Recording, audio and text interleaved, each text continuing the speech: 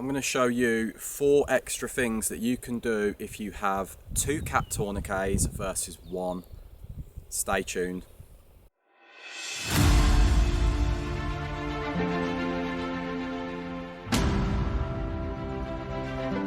Hi guys, it's Ryan here with Sigma Survival, and in today's video I'm going to be teaching you some extra things that you can do with the CAT tourniquet. I want to just say that these are improvised methods. Some of them are not going to be as good as the official kit you can buy, so just bear that in mind. You know, this is for when you've got nothing else. The major thing here for me is that it's all about a survivalist mindset, okay? It's all about adapt, improvise, overcome. I know that's a bit cringy, but it's so true, isn't it? This is a battlefield medical item that stops bleeding. This was designed for the military. It's basically designed so it's super simple. A modern day tourniquet that can stop bleeding with one hand. This has a one-handed application. This will cut off the blood supply that will basically stop the bleeding in a severe wound that's lower down. One is generally not enough in my opinion, because sometimes you need to apply a second one, so always have 2 just for that as well. So the way I would do this in a survival type situation is I would put this on, pack the wound full of gauze if it's a severe wound, maybe clean the wound first as well if there's no help coming for a while. Take this off, apply it over the gauze, or even just apply it directly over the wound. And now I've got an improvised pressure dressing that is adding a ton of pressure, but not too much, okay? This feels roughly what an Israeli bandage feels like. Me just saying that from experience. So yeah, and now I'm hands-free. I've got passive pressure on the wound. I can still use my arms for what I need to use them for. I don't have to hold this here and then take it away to let the bleeding start again, to open a door or to use a radio or to drive a car. Okay, so that's the first perk. Obviously this goes a lot deeper than this, and you can turn this into some pretty amazing improvised kit. Let's get into what you can use this for and how you can save someone's life, someone who's got severe traumatic injuries. Okay guys, so let's get into some of the more serious injuries. I'm going to talk about junctional bleeding, which is anywhere where the tourniquet won't reach, so shoulders and hips. This is going to be more geared towards the lower half of the body than the top for this method. I'm going to talk about abdominal bleeding. I'm going to talk about chest injuries, which can lead to a collapsed lung. I'm going to talk about something super easy, which is just applying a splint, okay? So let's start with the super easy thing that's probably going to be most relative to most people, which is applying a splint. Okay, believe it or not, a splint doesn't have to be a fancy-pantsy medical bit of kit. A piece of wood like this will do a good job, okay? In an urban setting, and even in a rural setting like this where there's farms, PVC pipe might also be an option, okay? So for the purpose of this, we're going to say that maybe the lower leg has been fractured, and we're going to just apply a splint to the whole leg here. Okay, super simple. 1 tourniquet, maybe don't bang it on the patient's stomach like that. 2 tourniquets, okay. Nice and simple, one of them. We're just going to feed under the splints and the leg. You can do this at the knee, depending on how tender it is. Okay, feed this in. And just tighten it to where you desire it to be tightened to, okay? You can adjust as accordingly. This one can be a bit easier because we can just go over the leg and slide it down past the foot. And then, yet again, just adjust accordingly. Obviously, I would be a lot more gentle and take my time with this if it was a real casualty, but for the purpose of the demonstration, we're just going to speed it up a bit. That splint is pretty solidly in place, like it's going to be hard to shake them loose. The Velcro straps are solid, okay? Very super easy, super simple, can be used on any of the limbs, possibly, you know, other sort of areas too. Splints aside, that was super easy, super simple, super easy for anyone. Now I'm going to talk about some more advanced things. Okay, so I'm going to talk about being able to apply passive pressure. Okay, this is going to require a little bit of kit, but generally we only need 2 tourniquets and something improvised. Kind of like bleeding wounds in the junctional area and the stomach. Okay, now I'm going to talk a bit about improvising advanced kit now with just some basic rags, clothes, maybe some conforming bandages like these. These are great because firstly I would probably use them to pack into wounds, but if I don't have that as an option, they could also work great just for applying passive pressure here. It's something that's in most people's first aid kits that is super cheap, super easy to acquire. So the first thing we need to do is just link these tourniquets together. Okay, so we want them to be the same way, and that generally is going to be enough, just like a thumb's width, a thumb's length. Because it's Velcro, it's super strong. As you can see, they're both the same, they're both traveling the same way. Okay, so the Velcro is on the same side for both tourniquets. Okay, so now I'll take this hard plastic side, feed it under the small of the back. I'm going to do this a bit quicker than what I would, obviously, because I'd be a lot more careful in reality. Okay, so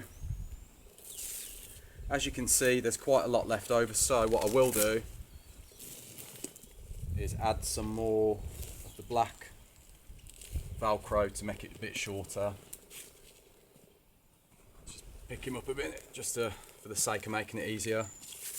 Okay, so now we've got a bleeding area here. So if you wanted to use this as a junctional tourniquet, which is where you apply pressure to the blood vessel here to stop the bleeding here, you would need something solid like a helmet or like a cooking pot, you know, something like that, maybe even a rock, and you would apply pressure in the same way that we're going to do now, but we just want to apply passive pressure. Okay, so I'm going to take this shemmer and this spare pair of shorts, and we're going to apply these right there. And what this is going to do is it's going to maximize the pressure onto the site that we want. Okay, I'm going to cinch it down as tight as I can get it. Tighter the better, generally speaking. I'm now going to open this tab up, and now if I want it any tighter, I can simply start tightening like it's a normal tourniquet. Okay,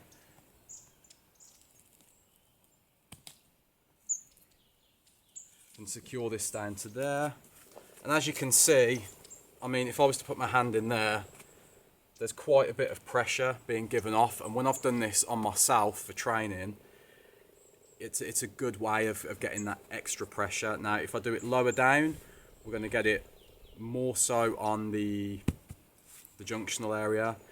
If I add something solid to this, now if I add this rock, there's going to be a whole lot more pressure that's going to be added, and that's because it's passively going to push down on it. I can just undo this, there we go. So I'm still going to keep the improvised gauze there from the shemmer and the shorts, okay? But now I'm going to add the rock as well. And we might have to adjust every now and again just to get it super into position. Now if I was to put my hand in, I can't even get my hand in there. The pressure has built up so much more because there's a solid object. Okay, now this is super useful, and I'll tell you why. Me pushing my hand down on my abdomen like this, or him pushing his hand down, or me putting both of my hands down, if I'm self-applicating pressure, I'm bleeding internally still. Eventually I'm going to be too weak to do that. And also, I'm not hands-free anymore. I can't operate a radio. I can't fire a flare gun. I can't use a self-defense weapon if an animal's coming towards me to finish me off, etc, etc. I've got to keep my hands on my wound or I'm going to bleed out more. Now, he doesn't need to do that.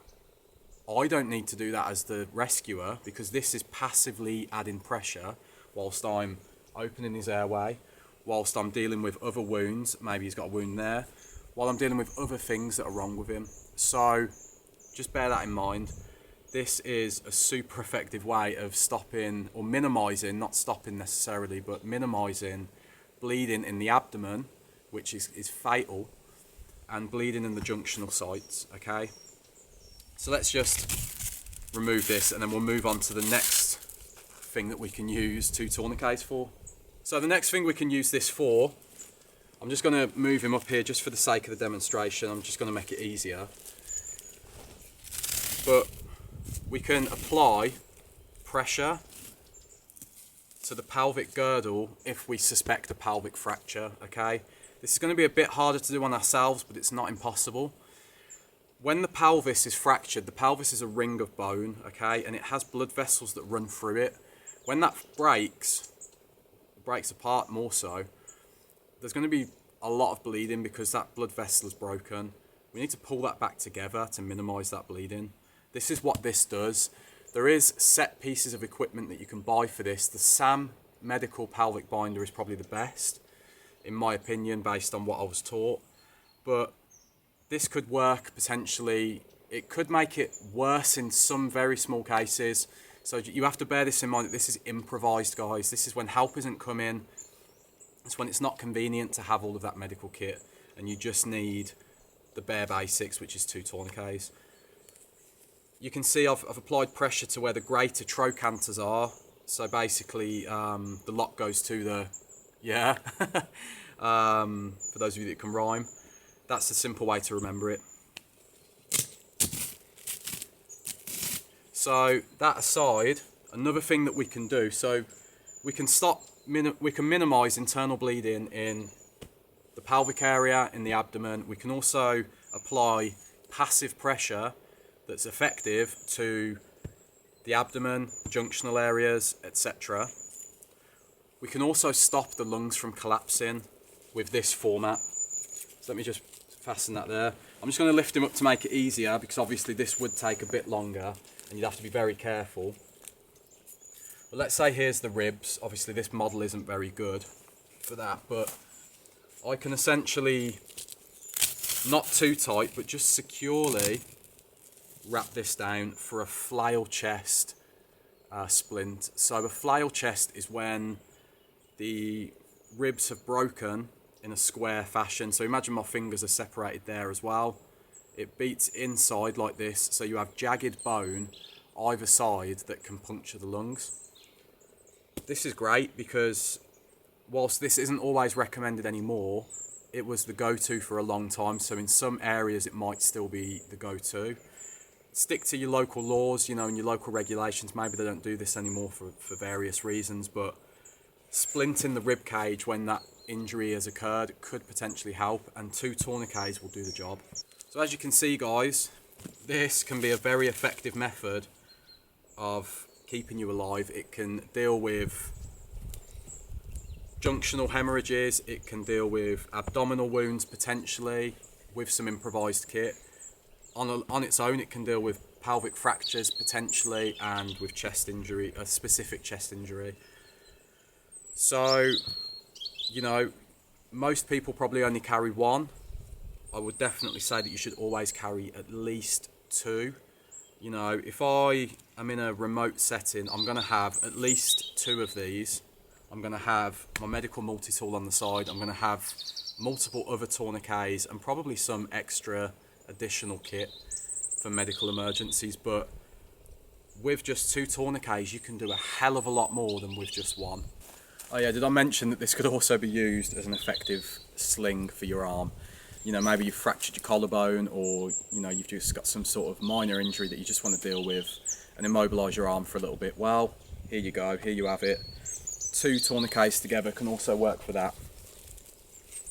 So as you can see, guys, you've got a whole range of things that you can sort out: internal bleeding, severe penetrating trauma, chest injury, a specific chest injury I should say, not chest injuries. Bleeding in itself, you know, if you've got a bleeding wound, you might need 2 of these, so just carry 2, please, for everyone's sake. Also, if you've got 2, you've got a backup. You know, there's no saying that you're only going to have 1 injury, you might have 2. As you can see as well, you can improvise a pressure dressing out of this. You can do a whole host of things, okay? So they're basically, if you just look at it principally as an elasticated strap with a tightening device on it, your mind is open to new ideas for what you can use this for.